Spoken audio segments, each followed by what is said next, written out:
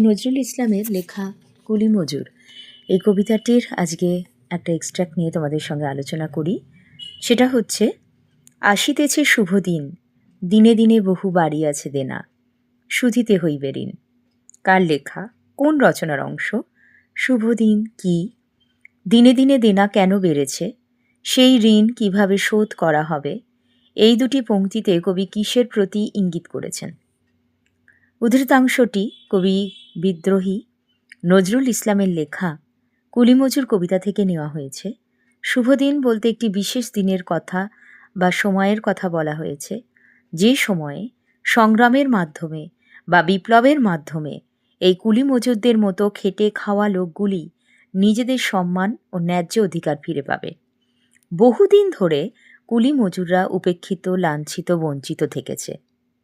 তাদের অত্যাচার, লাঞ্ছনা, বঞ্চনা চালানো হয়েছে। এর বিরুদ্ধে তাদের মনে বহুদিন ধরে ক্ষোভ সঞ্চিত হতে শুরু করেছে এবং সেটা পাহাড়ের মতো হতে দাঁড়িয়েছে। কবি সেটাকেই দেনা বলে এখানে উল্লেখ করেছেন। সেই ঋণ শোধ করা হবে সংগ্রামের মধ্যে দিয়ে।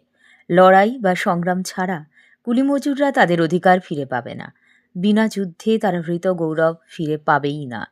এর জন্য তারা জোটবদ্ধ হচ্ছে এবং জোটবদ্ধ হয়ে সমবেতভাবে বাবুসাবদের বিরুদ্ধে লড়াই করে তাদের ন্যায্য অধিকার আদায় করছে। কবি বলতে চেয়েছেন যে সমাজ পরিবর্তনশীল। সমাজের কোনো একটি অনুশাসন দীর্ঘদিন চলতে পারে না।